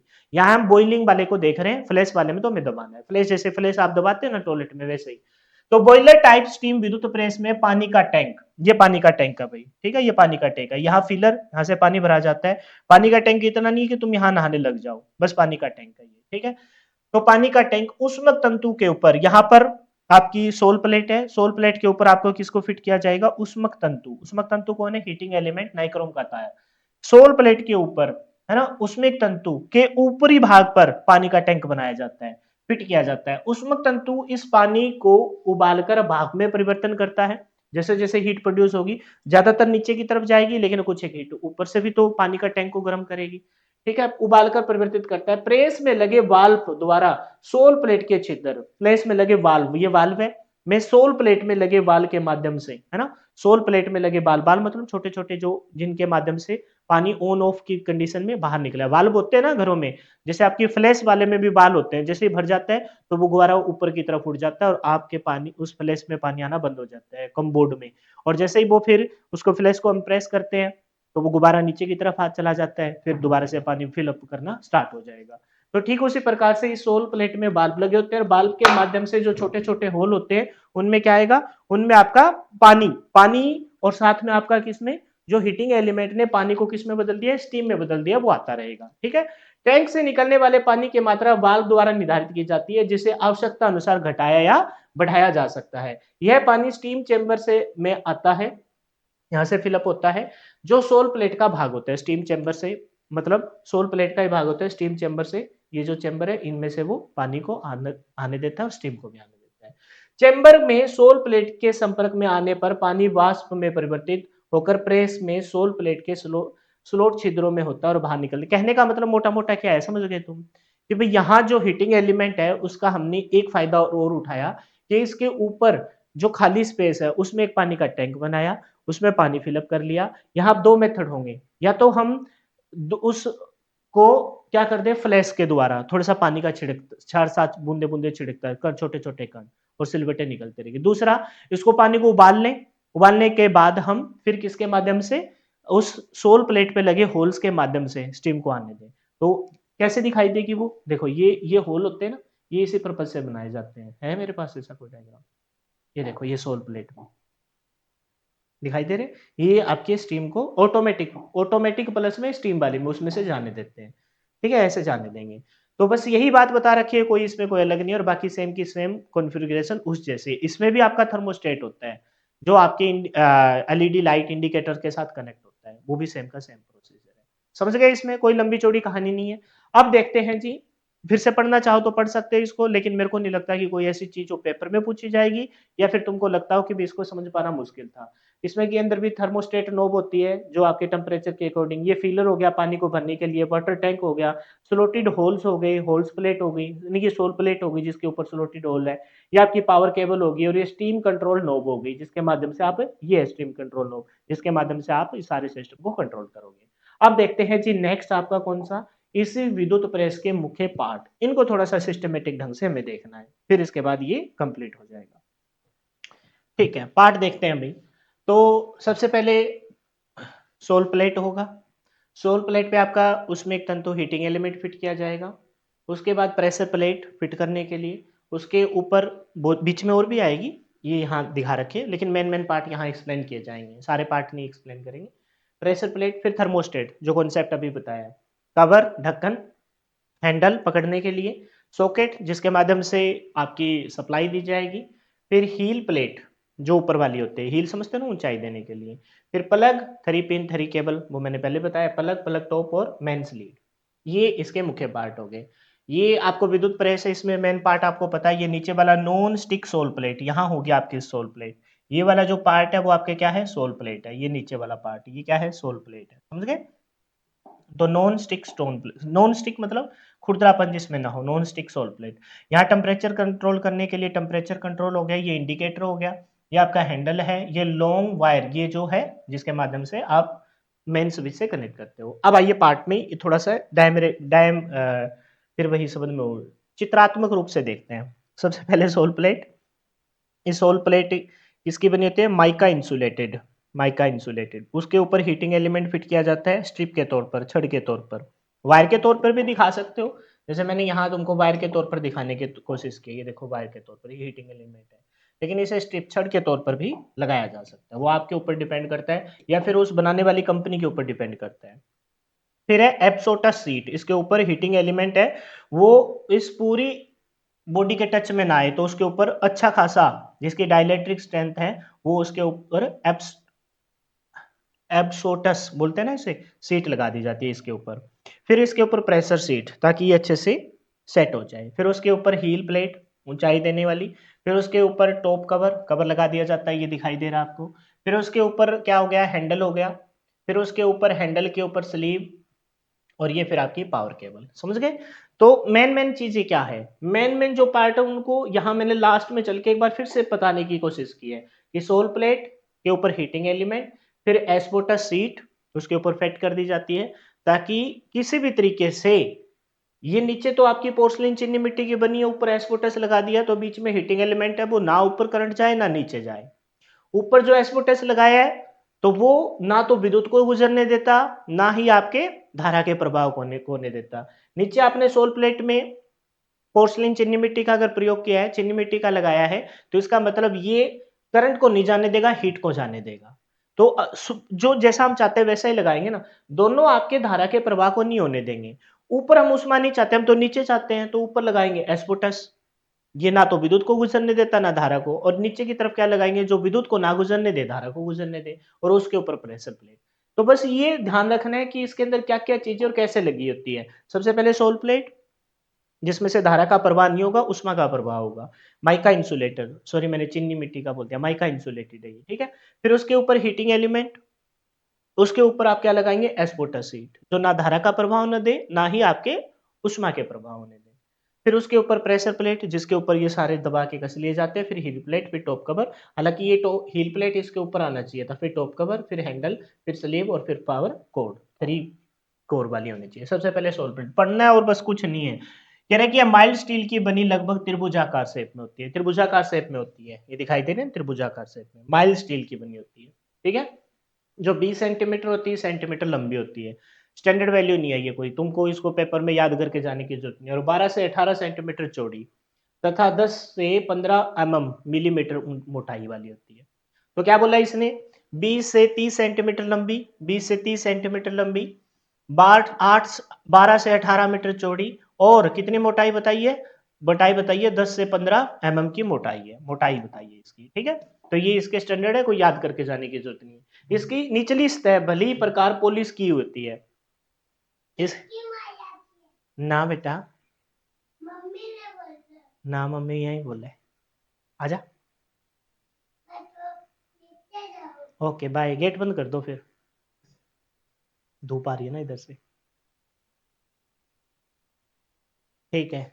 फिर क्या इसकी निचली सतह भली प्रकार पॉलिश की हुई है तथा समतल होती है, प्लेन होती है, मतलब खुरदरी नहीं होती। इस सतह प्रेस का आधार होता है जिस पर प्रेस के शेष अवयव कसे जाते हैं। ये बेस है, इसके ऊपर सारी चीजें आ जाएगी। जैसे ये आपको हीटिंग एलिमेंट दिखाई दे रहा है, सोल प्लेट रेजिस्टेंस वायर जो हीटिंग एलिमेंट है, या रिबन सामान्यतः नाइक्रोम का बना होता है। सोल प्लेट पे जो आपका रेजिस्टेंस वायर है जो आपके विद्युत धारा को उष्मा के तौर पर उपभोग करेगा, नाइक्रोम का बना होता है। यह रेजिस्टेंस वायर सोल के ऊपर या अंदर होता है, सोल के ऊपर लेकिन कुछ अंदरूनी शेप में, मतलब ये स्लोट सा बना दिया, इसके अंदर फिट कर देंगे, इस स्लोट के अंदर बन देंगे किट फिट कि वो इधर उधर ना खिसके, इसके अंदर फिट कर दिया जाता है, अंदर या इसके ऊपर फिट कर दिया जाता है। यह स्त्री में विद्युत ऊर्जा को ताप ऊर्जा में बदलता है। सोल प्लेट को सुधारने के लिए बफिंग या पॉलिश की जाती है, फिनिशिंग देने के लिए बफिंग या पॉलिश की जाती है।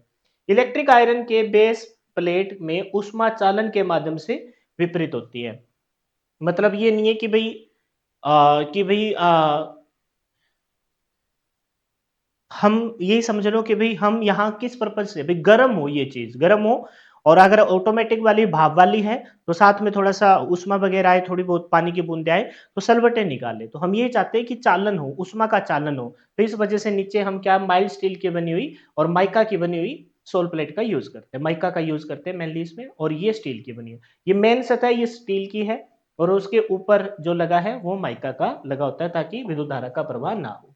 अब देखते हैं हीटिंग एल। अब तो ये मत सोचना कि ये माइका की बनी होती है, अरे समझो इस बात को, यहां फिर से आओ, यहाँ नीचे वाला जो बेस है वो स्टील का बना होता है, बफरिंग और पॉलिश की होती है, फिर उसके ऊपर माइका, माइका मतलब कहां, जहां पर हम चाहते हैं कि भाई उस ऊपर हीटिंग एलिमेंट लगाया, हीटिंग एलिमेंट लगाते हैं तो वो हीटिंग एलिमेंट इस स्टील के टच में ना आए, वो यहां उष्मा तो पैदा करें, समझ रहे हो ना, तो वो उस नीचे वाली सतह के टच में ना आए। तो फिर हम क्या चाहते हैं कि ऐसा मतलब हीटिंग एलिमेंट के हम टच में आ जाएं, या फिर कोई ऐसी चीज हो जो करंट के प्रवाह करवाती हो, तो फिर तो करंट लगना ही है।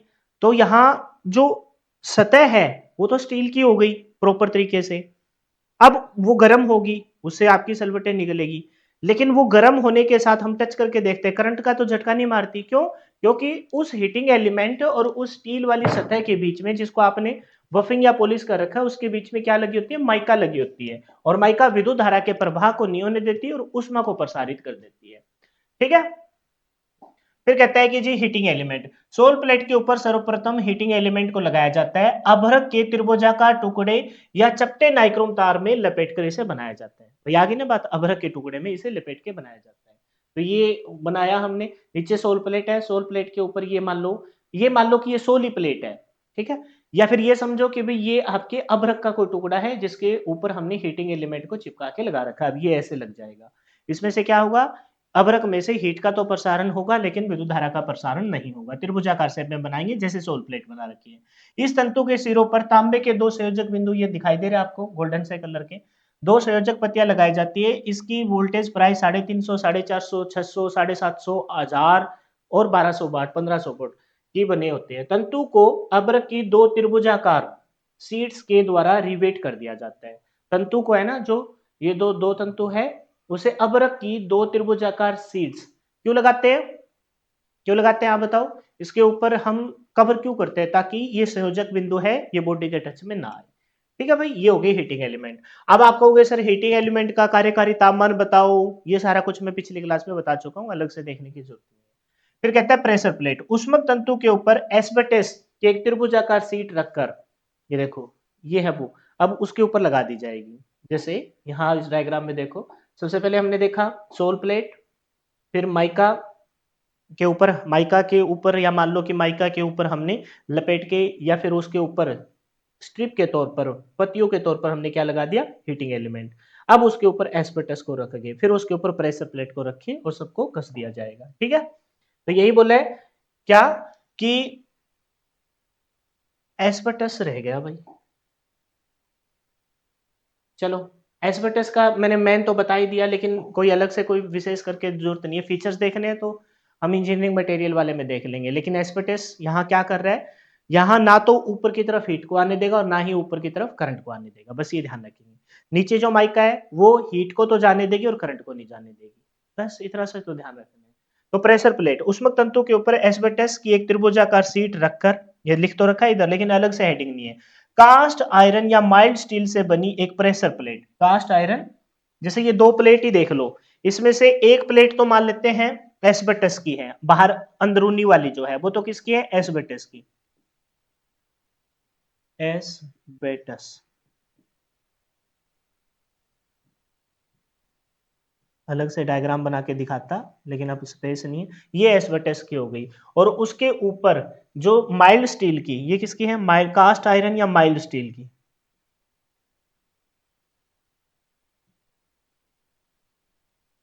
ये कास्ट आयरन या माइल्ड स्टील की दो प्लेटें हो गई। ठीक है, ये अंदरूनी की तरफ, ये ऊपर उसके लगा के कस दी जाएगी।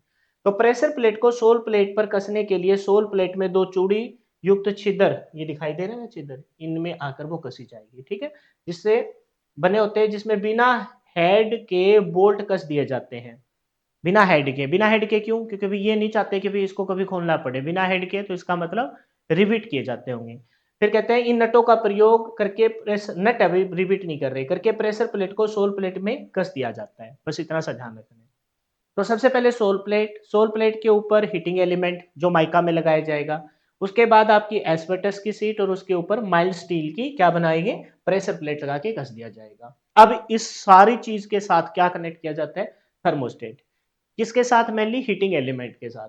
श्रेणी क्रम में एक छोटा बल्ब, इसके श्रेणी क्रम में एक इंडिकेटर छोटा बल्ब, तथा उसमें एक नियंत्रक नोब, जो उसमें एक नियंत्रक नोब है, जो अलग अलग टेम्परेचर पे हम अपने अनुसार सेट करते हैं, लगी होती है, जिसे प्रेस का तापमान पहले से निर्धारित कर दिया जाता है। और उसके साथ हम किसको कनेक्ट कर देते हैं? थर्मोस्टेट को कनेक्ट कर देते हैं। ढक्कन, लोहे की सीट से बना ढक्कन तंतु एवं प्रेस प्लेट के ढक लेता है और प्रेस करने वाले व्यक्ति को विद्युत के झटके तथा सोल प्लेट की उष्मा से बचाता है। अब आपने एस्बेस्टस तो लगाया है, लेकिन फिर भी कुछ न कुछ हीट जाती ही होगी, कोई भी चीज परफेक्ट नहीं होती। और उसके ऊपर है माइल्ड स्टील की बनी आपकी प्रेशर प्लेट, वो तो गर्म होगी तो वो गर्म होगी, या फिर साइड में से थोड़ी बहुत हीट आती होगी उसमें से गर्म होगी।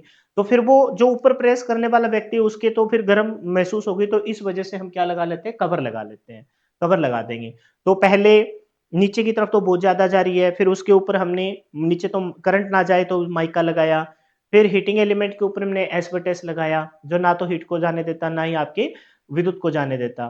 फिर उसके ऊपर हमने क्या लगाया, प्रेशर प्लेट, वो लेकिन माइल्ड स्टील की थी, कास्ट आयरन या माइल्ड स्टील, वो गर्म होगी हल्की-फुल्की, गर्म होगी तो उसके ऊपर हमने क्या लगाया, कवर लगाया, जिससे अपना गर्म ना हो। अब इसको करने के लिए हमने हैंडल लगा दिया। उष्मा के विद्युत ऊष्मा का कुचालक पदार्थ जैसे लकड़ी, बेकेलाइट या प्लास्टिक, फिर भी मान के चलो गर्म हो, ये कवर भी, ढक्कन भी गर्म होने लग जाए, तो हम हैंडल ऐसा यूज करेंगे जो ऊष्मा को बिल्कुल भी प्रसारित ना होने दे। जैसे लकड़ी, बेकेलाइट या प्लास्टिक इत्यादि का बना होता है। हैंडल तथा ढक्कन दोनों ही सोल प्लेट में कसे जाते हैं। कसे गए बोल्ट से बंद टॉप वाले नट से कस दिए जाते हैं। ये जो आपका दिखाई दे रहा है कवर, इसके ऊपर आपका क्या होगा, हैंडल होगा, और ये दोनों के दोनों एक साथ, हैंडल के साथ यहाँ मान लो एक रिबिट है, यहाँ एक होल है, इसके ऊपर भी एक होल है, ये पूरा होल पहले ये इसके ऊपर होगा, ये पूरा होल किसके साथ कस दिया जाएगा, सोल प्लेट के साथ कस दिया जाएगा, क्योंकि मेन आपकी क्या है, सोल प्लेट है, जिसने पूरी चीज को टाइट करना है, तो सोल प्लेट पे कस दिया जाता है। सॉकेट, तंतु के संयोजक पत्तियों को एक सॉकेट से कस दिया जाता है। तो जो तंतु है आपके नाइक्रोम के, जो संयोजक तंतु है किसके, कॉपर के, उनको एक सॉकेट से कस दिया जाता है। सॉकेट से कस दिया जाता है, सॉकेट को हील के पास लगाया जाता है, हील के पास जोड़ दिया जाता है, ठीक है। हील जहां से हम आप मेन वायर को जोड़ने वाले हो, तो हील से ही तो आके वो आपकी वायर जुड़ेगी, और वायर जुड़ेगी सॉकेट के माध्यम से, किससे, आपके संयोजक कॉपर के तार, और फिर आपके नाइक्रोम का तार को गर्म करेगी। प्लग, प्लग टॉप तथा मेन स्लिड, सॉकेट में एक प्लग, मेन स्लिड तथा 3 पिन्स, बस अर्थिंग करनी है तो 3 पिन का प्लग होना चाहिए, और 3 पिन की कोर केबल होनी चाहिए। 3 कौन कौन सा होता है, लाइव, फेज और न्यूट्रल। तो सॉकेट से एक प्लग, मेन स्लिड तथा 3 पिन प्लग स्टॉप के द्वारा विद्युत स्त्री को विद्युत सप्लाई से संयोजित किया जाता है, एवं इसकी बॉडी को भली भांति प्रकार अर्थ करने के लिए 3 कोर, मेन स्लिड तथा 3 पिन प्लग टॉप का प्रयोग किया जाता है। क्लियर है भाई। अब एक बार उसी बात को फिर से बताया गया। Main step for iron installation, soul plate नीचे से स्टील की बनी होती है और बहुत स्मूथ सफरिंग होती है, तो उसको पॉलिश या बफरिंग कर दिया जाता है। उसके ऊपर माइका, माइका के साथ हम किसको कनेक्ट करेंगे, माइका के साथ ही हमने शेप बना के हीटिंग एलिमेंट नाइक्रोम के तार को स्ट्रिप के तौर पर, छड़ के तौर पर, या फिर एक वायर के तौर पर, फिर उसके ऊपर क्या लगाएंगे, एस्बोटस, एस्बोटस लगाएंगे, जो ना तो विद्युत को जाने देगा, ना ही उष्मा को, लेकिन फिर भी कुछ ना कुछ विद्युत जाएगी। इसके ऊपर क्या लगाएंगे, प्रेशर प्लेट, क्या लगाएंगे, प्रेशर, एस्बोटस और फिर प्रेशर प्लेट। प्रेशर प्लेट के ऊपर, प्रेशर प्लेट क्या करती है, किसकी बनी होती है, कास्ट आयरन या फिर आपकी माइल्ड स्टील की, जो इन चीजों को कसेगी, और इसी प्रेशर प्लेट के ऊपर होल होते हैं, जो ऊपर वाले पार्ट को भी कसेंगे और नीचे वाले पार्ट को भी टाइट करेगी।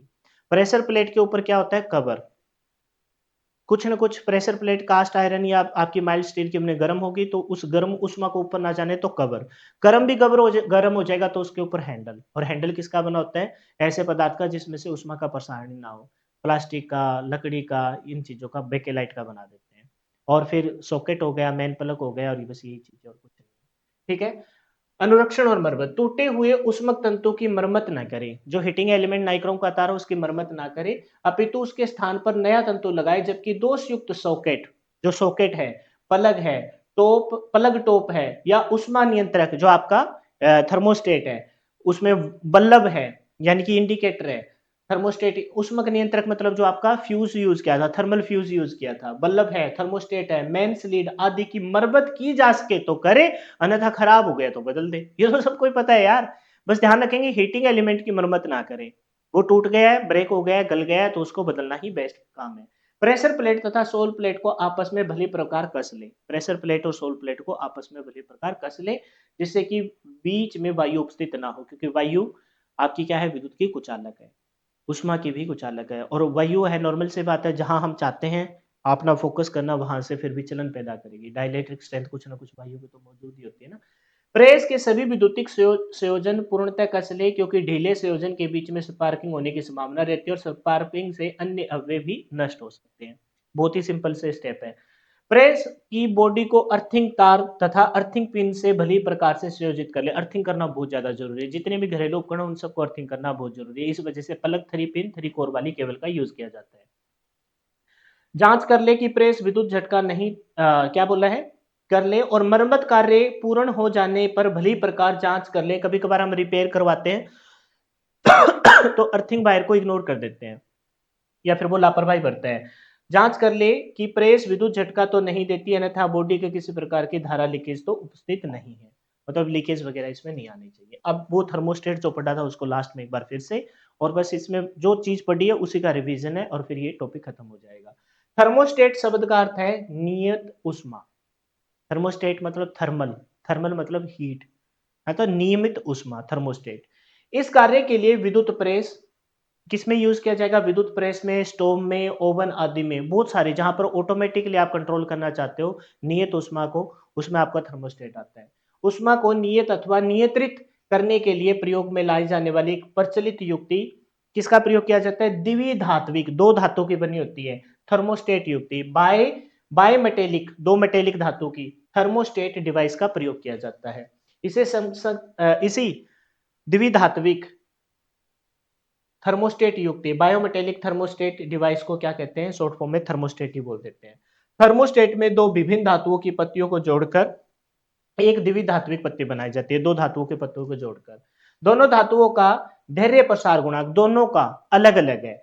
कोफिशिएंट ऑफ लीनियर एक्सपेंशन भिन्न भिन्न होता है। मतलब ये सोचिए कि भी एक है कोई ऐसी मटेरियल की है जो थोड़े से टेम्परेचर पर जल्दी मुड़ जाती होगी, और दूसरे का ये है कि टेम्परेचर से उसका कोई लेना देना नहीं है क्योंकि वो तो संपर्क में ही नहीं है टेम्परेचर के, लेकिन दूसरे में सॉफ्टनेस ज्यादा है, सॉफ्टनेस है तो नीचे से कोई प्रेशर लगेगा वो मुड़ जाएगी।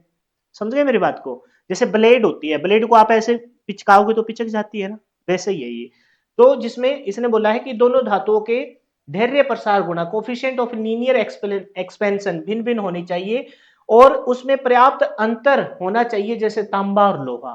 तो मेनली हम किसकी यूज करते हैं? तांबे और लोहे की यूज करते हैं, जो मैंने स्टार्टिंग में आपको बताया था। इस धात्विक पत्ती को एक संयोजक पेच एडजस्टेबल स्क्रू के साथ इस प्रकार से लगाया जाता है कि उपकरण के तापमान के अनुसार फेल और सिकुड़ जाए। एडजस्टेबल स्क्रू के साथ, ये ना हो कि स्पेस ही ना हो फैलने का, तो ये एडजस्टेबल स्क्रू के साथ ऐसे लगाई जाती है कि भी तापमान के साथ, है ना, इसके साथ ऐसे लगाई जाएगी कि तापमान बढ़ने पर ये ऊपर की तरफ फैल जाए। अब ऐसे ही टाइट कर दे बिल्कुल तो ये फैलने ही ना थे, तो इस वजह से बोला है कि एडजस्टेबल स्क्रू के साथ ऐसे लगाई जाती है कि वह फेल और सिकुड़ सके।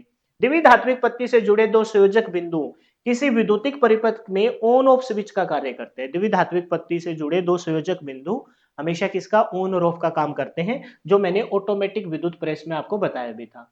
ये देखो ऑन और ऑफ लिख रखा है, ये भी ऑन ऑफ और इंडिकेटर भी ऑन ऑफ। तो द्विधात्विक पत्ती जो ये आपका जो थर्मोस्टेट है, ये ऑन और ऑफ का ही काम करता है। ठीक है, संयोजक बिंदु से कनेक्टेड है, ये देखो ये तांबे के लीड से कनेक्टेड है। अब देख लेते हैं कैसे वर्क करता है। तो ये है इलेक्ट्रिक कनेक्शन, जिसमें आपने विद्युत इस्त्री मान लो, ठीक है, ये थर्मोस्टेट हो गया, यहाँ से फिक्स्ड पॉइंट है ये तो, और ये है इलेक्ट्रिकली कनेक्शन, ठीक है। यहाँ से जैसे ये टेम्परेचर इंक्रीज हुआ तो ये टेम्परेचर बढ़ने की वजह से ये संयोजक बिंदु है, तो इस ये है तांबे की और ये है लोहे की, ऐसे मान लेते हैं। ये किसकी है? तांबे की। द्विधात्विक पत्ती है तो हमने माना ये तांबे की, और ये किसकी है? लोहे की, ये लोहे की है। ठीक है, तो जैसे ही मान लो टेम्परेचर बढ़ा तो ये द्विधात्विक तांबे की पत्ती है वो मुड़ेगी, बायोइलेक्ट्रिक स्ट्रिप ये मुड़ेगी, हीट आई, हीट की वजह से ये मुड़ना स्टार्ट हुई, मुड़ेगी तो ये संयोजक, ये कनेक्शन था कॉन्टैक्ट मूवमेंट, ये कनेक्शन आपका टूट जाएगा, ओपन सर्किट कंडीशन आ जाएगी। यहाँ पर कैसी थी? इलेक्ट्रिकली कॉन्टैक्ट यानी क्लोज सर्किट है, जैसे हीट आएगी तो ये आपकी मुड़ जाएगी और ये कनेक्शन आपका टूट जाएगा। इलेक्ट्रिकली कॉन्टैक्ट क्लोज यानी कि वो क्लोज सर्किट है, और electrically contact open due to heat, ये आपका ओपन सर्किट है। सामान्य तापमान पर द्विधात्विक पत्ती सीधी रहती है, स्ट्रेट रहती है। जब इस पत्ती का तापमान पूर्ण निर्धारित तापमान, कोई फिक्स तापमान तक, कितने तापमान तक ये स्ट्रेट रहती है वो निर्धारित कर देते हैं, जैसे किस कपड़े पर कैसी प्रेस करना चाहते हो। फिर उस तापमान से अधिक हो जाता है तो एक और मुड़ जाती है, ऊपर की तरफ मुड़ गई मान लो, क्योंकि तांबे का धैर्य प्रसार गुणांक लोहे की अपेक्षा काफी अधिक होता है। मतलब तांबे का धैर्य ताप प्रसारण काफी अधिक होता है किसके कंपैरिजन में? लोहे की।